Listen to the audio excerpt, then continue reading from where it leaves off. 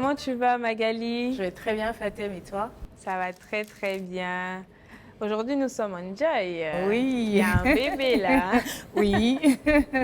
Félicitations Merci. pour le coup. Alors, j'aimerais savoir, qu'est-ce que ça fait de porter un bébé déjà? L'expérience est différente pour chaque maman. Moi, c'est une expérience que j'aime bien. J'ai la chance de ne pas avoir de problèmes particuliers. J'ai pas de nausées, j'ai pas de crachats, j'ai pas ce genre de choses. Cette grossesse est un peu plus fatigante que les autres que j'ai eues avant, mais quand même, ça se passe très bien. Ben, comme tu l'as signifié tout à l'heure, tu as une histoire assez particulière. Donc, tu vas nous transporter dans ton histoire. D'accord. J'ai 42 ans et c'est ma troisième grossesse. Et avec mon mari, on a passé 8 ans en quête d'un enfant. Et on a eu notre premier plutôt tard. J'avais 38 ans.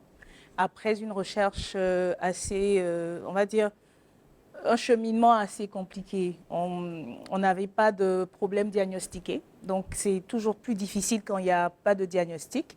On nous disait juste infertilité inexpliquée, continuer d'essayer. Donc, on a essayé plusieurs choses qui n'ont pas forcément marché. Et puis, quand on a décidé de laisser tomber, de se reposer un tout petit peu et de prendre un peu de recul et de décider si c'était vraiment quelque chose qu'on devait faire, on a eu la chance et le bonheur d'avoir un petit garçon la même année. Donc, j'ai un petit garçon de 3 ans et demi. Ensuite, j'ai eu une petite fille de 17 mois. Et là, maintenant, on a la troisième grossesse qui vient.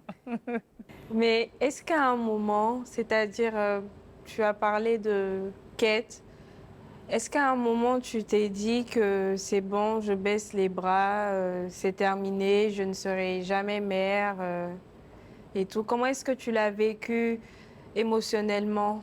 Alors, pendant tout le cheminement, parce que en fait, je m'étais jamais vue dans le cas de la femme qui n'aurait pas d'enfant quand elle aurait eu envie d'avoir des enfants. Ça n'avait jamais été quelque chose que j'avais imaginé parce que ma mère a 4 enfants, mes tantes ont des enfants, ma grand-mère a eu 11 enfants. C'est vraiment pas quelque chose qui est commun dans ma famille. Donc, je m'attendais à avoir un enfant dès que je claquais les doigts. Donc, il y a eu le cheminement, l'acceptation du fait que c'est un problème, qu'il faut le vivre, il faut trouver les raisons pour lesquelles on vit cette situation. Donc, il y a tout un cheminement psychologique. Déjà, accepter, ensuite, essayer de trouver des solutions et voir comment vivre ça.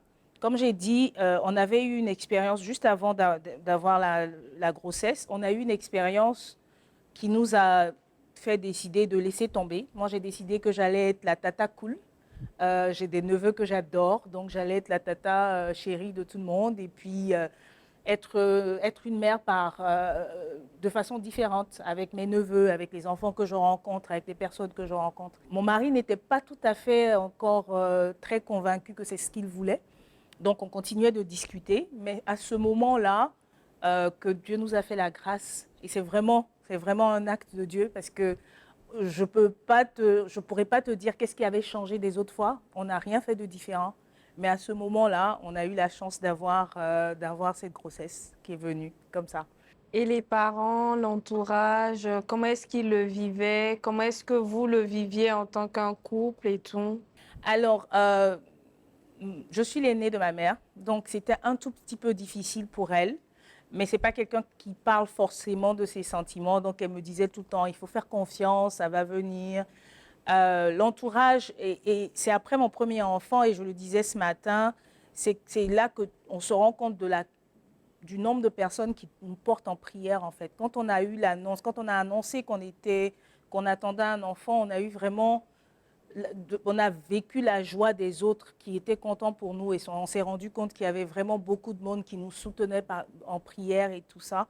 Donc, on a eu vraiment, on était très entourés. Mais pendant qu'on vit ce cheminement, c'est très solitaire.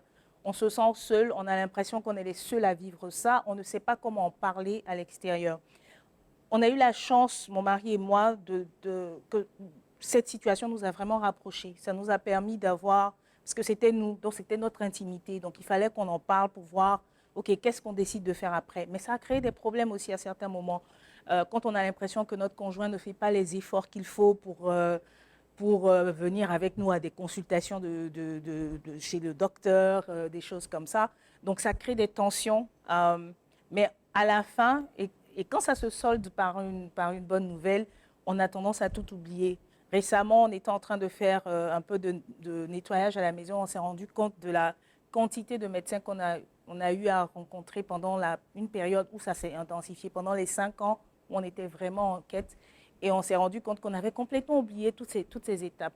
Donc maintenant, moi, j'essaie de me positionner pour toutes les personnes qui rencontrent ce type de problème dans mon entourage. Elles viennent me parler, des petites sœurs, des jeunes amis qui viennent me parler parce que c'est vraiment un moment très solitaire, un moment où on n'a personne à qui parler, on a l'impression que tout nous a abandonnés, que Dieu même nous a abandonnés par moments.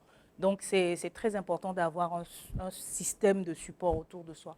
Et comment est-ce que vous avez vécu la nouvelle du premier enfant après toutes ces souffrances et tout? Le jour où on a fait le test, je partais en mission. Donc, je suis restée une semaine en mission et quand je suis revenue, mon mari était en mission. Donc, il est revenu une semaine après. Donc, pendant 2 semaines, on ne s'est pas vus. Et quand on s'est vus, on s'est regardé, on s'est demandé est-ce que c'est vraiment réel ce qu'on vit en fait. Donc, pour ne pas avoir encore de déception, on n'a parlé à personne dans notre entourage. On a attendu peut-être jusqu'au 4e mois. Parce que, par exemple, pour ma mère, c'est toujours très difficile quand je vais lui dire « Ah non, finalement, ça ne s'est pas bien soldé ». Donc, je me suis dit « Bon, je vais la préserver, attendre que ça se passe correctement et puis lui annoncer la nouvelle au moment opportun ». Donc, on a attendu. Et j'ai eu la chance, comme j'ai dit, une grossesse super facile où j'avais vraiment pas de nausées. J'inventais même des envies, des choses comme ça pour que mon mari aille chercher des choses la nuit, mais j'avais vraiment pas d'envie, pas de fatigue particulière. Donc ça a été vraiment un moment, je dirais, comme je dis souvent, c'est dans les top 3 des expériences que j'ai vécues. La grossesse, ma première grossesse, c'était vraiment surréel, c'était vraiment, waouh, ça m'arrive à moi enceinte, je n'y croyais plus. Donc on peut dire que c'est un miracle puisque... Oui. C'est sans appel, c'est un miracle parce qu'il n'y avait aucune raison. Avant ça, on a fait une FIV qui s'est soldée par l'arrêt du cœur du bébé. Donc la FIV ne s'est pas bien passée. Enfin, la FIV a marché, mais on n'a pas eu le bébé. Donc après ça, c'est là qu'on s'est dit, bon, c'est bon, on laisse tomber, on se repose un peu parce qu'on est fatigué. Et puis, il y a d'autres choses qui vont bien dans notre vie, on se concentre sur ces choses-là. Et c'est là qu'on a eu la grossesse surprise, en fait. Donc, ça a été vraiment un miracle dans tout le sens du terme.